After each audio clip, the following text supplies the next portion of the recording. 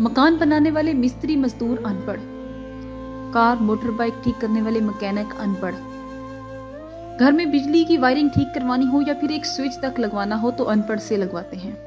मकान रंग रोगन करवाना हो तो अनपढ़, घर की टीवी वॉशिंग मशीन इस्त्री खराब हो जाए और उसे ठीक करवाना हो तो मैकेनिक अनपढ़, शेव बाल कटवाने हो तो नई अनपढ़, शादी ब्याह में देंगे खाने पकवाने वाले पकवान सेंटर वाले अनपढ़, कार कोच ट्रक का ड्राइवर अनपढ़, घर में कोई भी काम करने वाला मुलाजिम अनपढ़, गोश्त सब्जी फ्रूट जूते कपड़े कुछ भी लेने जाते हैं तो दुकानदार अनपढ़, गाय या भैंसों का दूध लेने जाते हैं तो उनको पालने वाले भी अनपढ़, अगर हम होटल में खाना खाने या चाय पीने जाते हैं तो वहां पर काम करने वालों की तादाद अनपढ़।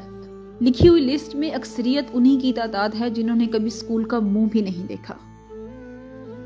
तो इस मुल्क के निजाम का बेड़ा गर्क अनपढ़ ने नहीं किया बल्कि तालीम याफ्ता ने किया है।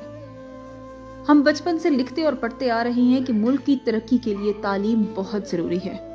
आज गली गली स्कूल और कॉलेज खुले हुए हैं, लेकिन मुल्क का निजाम 40 साल पहले से भी बहुत बदतर है। आखिर क्यों? आज करप्शन कौन कर रहा है?